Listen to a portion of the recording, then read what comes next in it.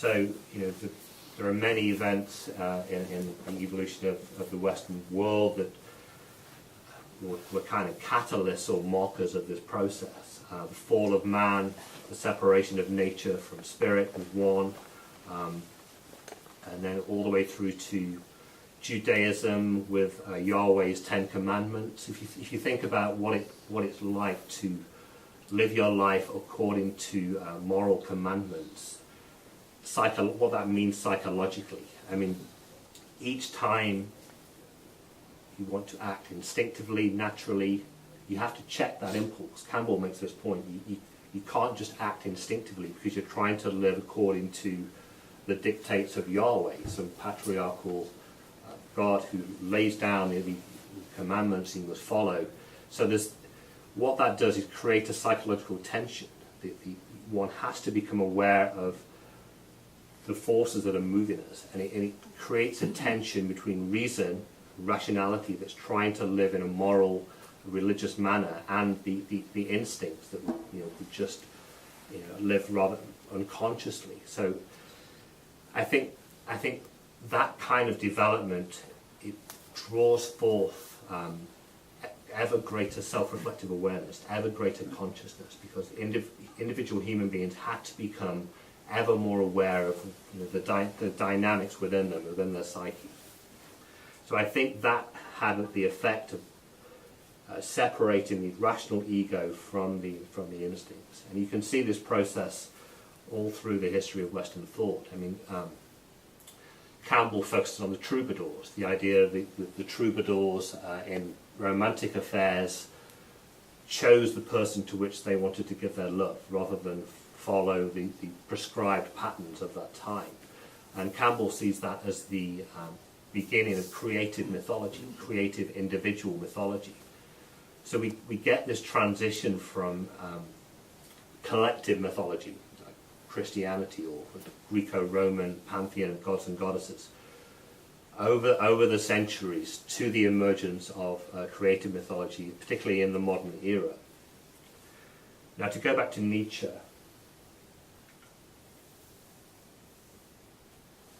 I think, can be seen as a pinnacle of egoic alienation from this deeper ground. So it's almost like, if you imagine that the sun is of ego consciousness, and it emerges from the darkness of this participational mystique, becomes ever more separate and rises to the pinnacle, the noon point, the apex.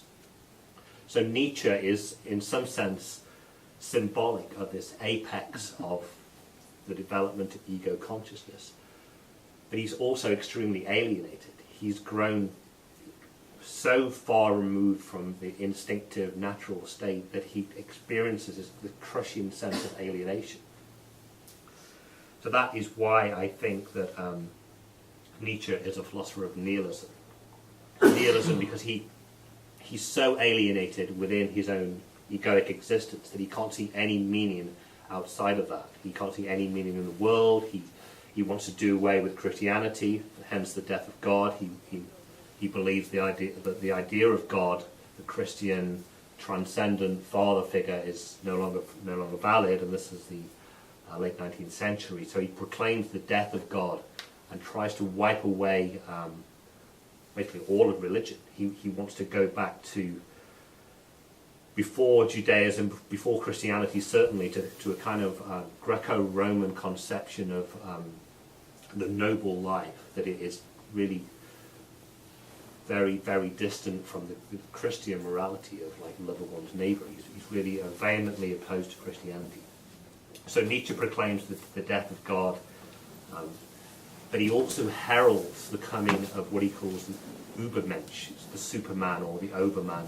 Two terms are often used to translate that.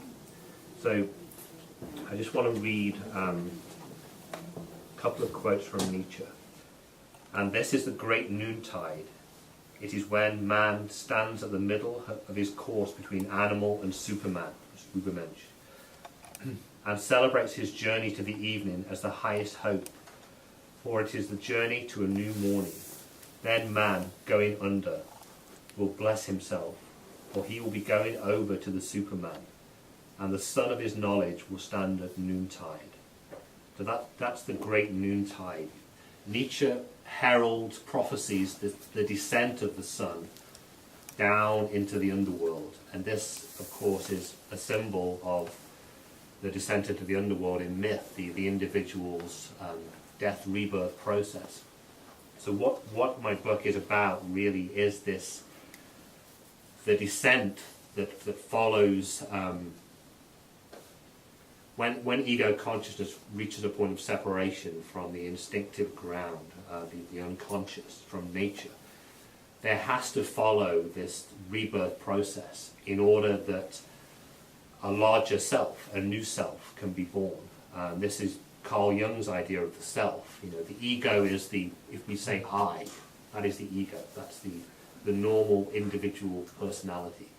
And then the self, or for Nietzsche, the Übermensch, although those terms are not exactly equivalent, but are similar. The Übermensch, or the self, is this greater being, this greater, more holistic being that has assimilated the power of the instincts. Because what I believe happens is when the ego develops, becomes ever more separate from the instincts become repressed. And so this allows the ego to develop. You know, it means that if you say, you know, I want to do this, or I'm deciding I want to do this particular course of action, you don't get the instincts that totally overrun you. You have a degree of volitional autonomy separate from one's emotions and the drives that are moving us. But in order for psychological growth, psycho-spiritual growth to move to another level, the I, the ego, has to come to terms with the instincts and the emotions that have been repressed.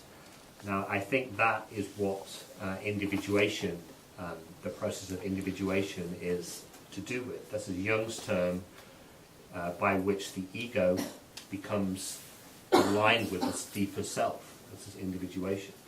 And the essence of that is a death rebirth process. The ego dies to itself, to its old existence as an autonomous, ruling principle of consciousness, and realizes that there's a deeper authority within the psyche. So what I think that Campbell's monomyth, Campbell's hero's journey model, is a very good symbolic illustration of the individuation process. They're not exactly the same again. Joseph Campbell is more mystical, I would say, than Jung, in where he takes it ultimately, but still many of the phases of the hero's journey are directly relevant to individuation. So let me read one more quote here.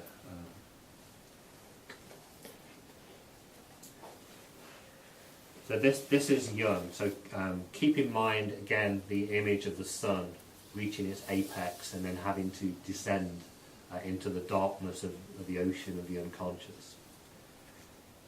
So this is Jung. He's discussing Nietzsche. When a summit of life is reached, when the bud unfolds and from the lesser the greater emerges, then, as Nietzsche says, one becomes two, and the greater figure, which one always was, but which remained invisible, appears to the lesser personality with the force of a revelation. He who is truly and hopelessly little will always drag the revelation of the greater down to the level of his littleness, and will never understand that the day of judgment for his littleness has dawned. But the man, the person who is inwardly great, will know that the long-expected friend of his soul, the immortal one, has now really come, a moment of deadliest peril. So there's so much in that quote there from Jung, but the idea of the one becoming two, when the ego, the I principle, becomes too separate from its original ground, its original instinctive existence, there can occur a splitting of the psyche. The psyche can split into two. One becomes two. And this, as the quote points out, is a moment of deadliest peril. It's a moment of great opportunity too, because that is when the deeper self emerges and makes itself known to us, to consciousness. but it's also incredibly traumatic. It can be very disorienting. I mean, Jung likens this process to being on a small vessel that's getting tossed around by the waves of the ocean. It's, you know, you can lose everything psychologically that was secure to you when you were living at this egoic level of existence. But the ego, the shell of the ego, the bud unfolds, the shell of the ego is cracked open in order that the self can emerge and that the ego can realize this deeper self.